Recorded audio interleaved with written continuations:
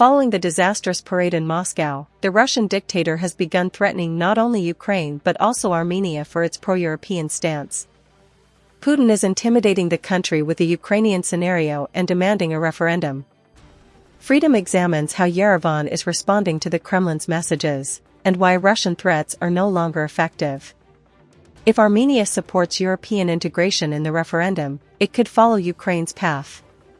The Kremlin dictator stated this, noting that the country should take Moscow's opinion into account when deciding on a European political course. Putin recalled that Ukraine, allegedly, also decided to join the European Union, and that this led to the outbreak of hostilities and a full-scale invasion by Russian troops. The Kremlin leader warned that Armenia is currently following a similar path and would be better off not doing so.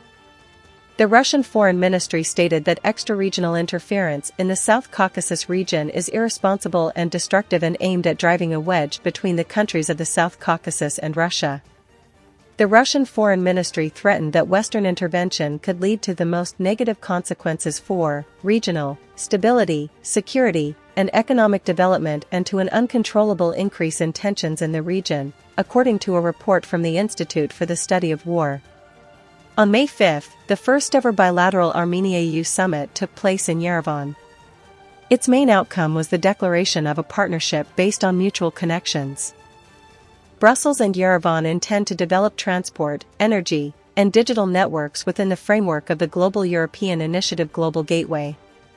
A key step will be the EU's support for the restoration of 3 key border crossings on Armenia's borders with Turkey and Azerbaijan. Yerevan and Baku are attempting to build peace after decades of hostility over Karabakh. The conflict ended in 2023 with Karabakh's complete transfer to Baku's control. At the same time, Armenia agreed to normalize relations with neighboring Turkey. According to analysts, Armenia's trade dependence on Russia remains the main obstacle to deep economic integration with Europe. However, there is potential to overcome this barrier. Russia is tied up in Ukraine, it lacks the power to influence its neighbors, nor does it have the strength to maintain the same level of military and diplomatic presence there. Therefore, perhaps the thinking now is, it's now or never. Therefore, we see both Azerbaijan and Armenia increasingly trying to diversify their diplomatic contacts. Azerbaijan is in a more advantageous position because it has protection from Turkey, an alliance with Turkey. Armenia's situation is more complex, it is surrounded by Muslim countries, landlocked, and far from Europe. But it is still trying to do so, to move closer to the West, to Europe. Because it understands that its future with Russia is either very uncertain or even impossible, noted Oleksandr Buryachenko, head of the Trans-Caspian UA Analytical Project. Moscow expects an explanation from Armenia over President Volodymyr Zelensky's anti-Russian statements delivered at a European summit in Yerevan, Kremlin spokesperson Dmitry Peskov said.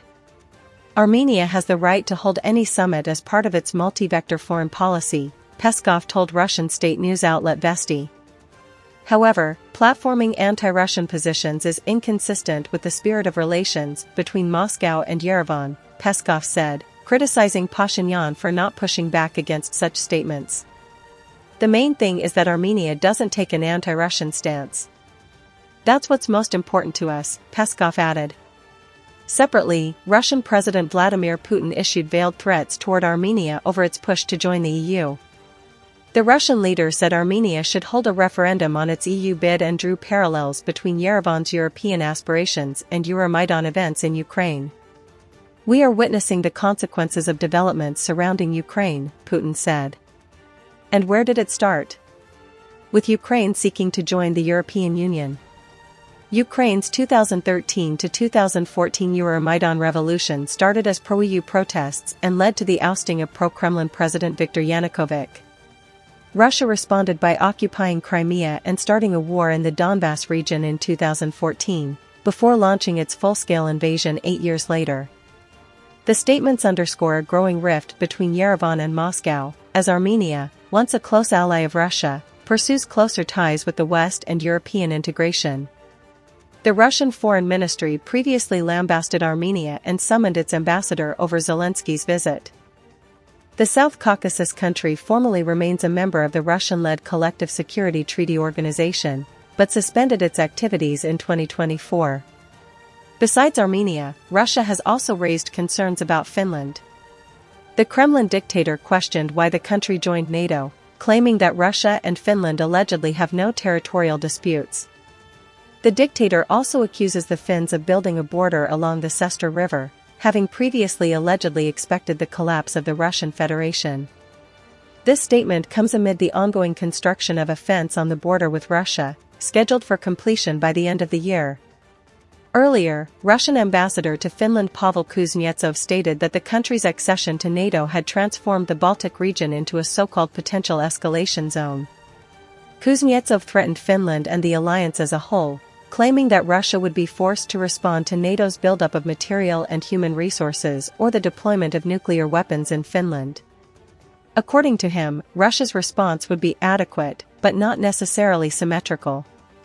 Russian threats against NATO member states are intended to induce Western deterrence, and that Russian claims about imagined threats emanating from NATO are intended to create the information conditions to justify and support a perceived long-term geopolitical confrontation with the West, the Institute for the Study of War report states. Moscow also attempted to threaten Kiev. The Russian Foreign Ministry called on European diplomats to evacuate the Ukrainian capital, as the Kremlin threatened to strike decision-making centers if Ukrainian drones interfered with the military parade. German Foreign Minister Johann Wadefuhl noted that such statements are nothing more than panic-gripping Moscow, as the consequences of Putin's endless series of serious miscalculations can no longer be hidden.